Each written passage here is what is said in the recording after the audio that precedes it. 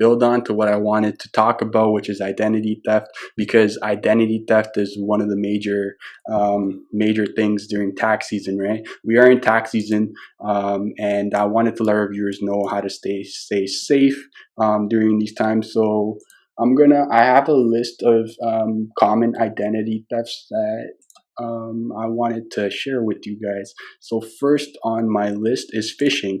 Like I said before in our tech update, phishing is a big one. They'll create like fake pages, like fake. We have COVID. We are going to talk about like those tax forms and their exclusive, specific tax forms. What's it called again, Deepak? The T. 2200. Yeah. So that one. So what? If I were a hacker, what I would do is I would make like a fake form like that, or like have like a backdoor attached with that form that could like once the victim opens it, it would ingest a backdoor, right? So always make sure that the files that you open are genuine. And a great way to do this, again, I wouldn't do it with every file. If it's someone you trust, then don't. Then it's fine. But a great tool to run your files by, if it's someone that like it's suspicious, or like someone sending something to you for the first time or something like that, run it through a tool called VirusTotal. So virustotal.com. I'm not gonna show a demonstration right now, but I'll probably post like a short clip about it on like our TikTok or Instagram. But you can run the tool, you can run the file through there, and it'll tell you if it had any viruses or anything. And that's just a safe way to go on with opening these files, because you never know, right? Someone that you don't talk to sends you a tax document, right? And they'll be like, "Oh, fill this out" or something, and next thing you know, there's a backdoor, right? So again, that's one great tool you can use. Next on my list is fake charities. Again, charities are a big one, and these social engineers set up like a fake charity page, and they get you to fill out your information, and it's again, they'll get information from you that way. Next one on my list: threatening impersonator phone calls. These impersonator phone calls, we get them all the time, to be honest. Even last tax season and the year before that, CRA. This is CRA calling. Your tax forms are due. Some stuff like that. I'm sure you've got those too. Our viewers have too. The automated lady that speaks. Again, it's this is one of them, right? And the term for this is actually wishing with the V. That's what it's called. So it's a form of phishing, essentially. Right? Please, I don't want any of our viewers falling for those phone calls. So if you are getting those and it sounds robotic, please don't fall for that. I want to make it a record for the bottom line viewers that no one who watches this channel falls for that. So let's aim for that and have no participation in these scams. Yeah, and for those of our viewers that have like older parents or relatives, they tend to. I was looking at statistics on this, and like they're the ones that usually fall for this. They're more vulnerable to these type of attacks. So make sure you educate them.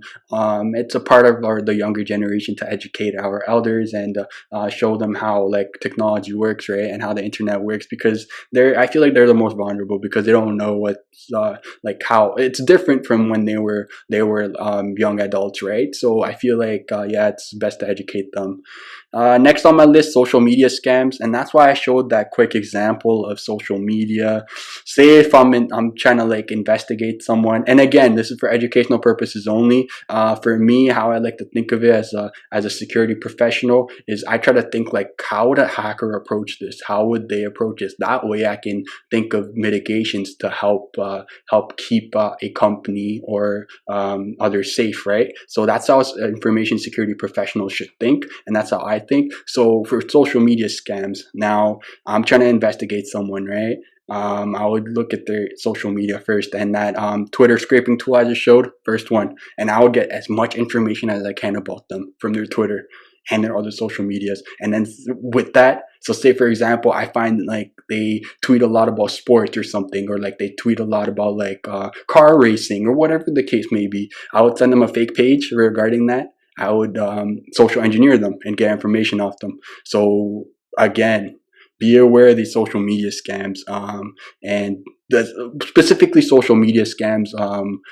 They can harvest like a fake Twitter page for you to log in or something, or like a fake Facebook page and all that. Make sure that when you're browsing on these social medias, you're using the authentic website, like, if it's Facebook, facebook.com. Your browser should have a little lock on the left hand side, knowing that it's safe and secure. Same thing goes with the application. And then I mentioned this when we talked about phone calls, impersonator phone calls, but senior fraud. Like I said, seniors are vulnerable to this because they obviously didn't grow up in the internet era, right? And this is something completely new to them. So once again, for those of us that have seniors, relatives, family, whatever it may be sure to educate them and make them safe online. Next, I have a few more to go. So, scams targeting non-English speakers. So here it would be non-English / non-French speakers. Again, Ontario GTA is quite multicultural, so they do have it in different languages, which is great. But again, English and French are the main languages. English being the most common here in the GTA. For those of our viewers in Quebec or something, obviously it's French and English. But if you're a non-English or non-French speaker, they can definitely target you by taking advantage of that. And again, that's where looking at your social media, how you type and stuff, and like what languages you speak and stuff, right? That can be part of an investigation, gathering intelligence on someone, and then you find out that, oh, this person's not that good at English, or they speak this language as their primary. Target them, try to get their SIN number off them, right? Next one, payroll and HR scams. Same idea here. It's scary stuff here, but fake payroll, fake HR scams. So like again, documents, fake web page, etc. So be aware of those. And then lastly, ransomware. So if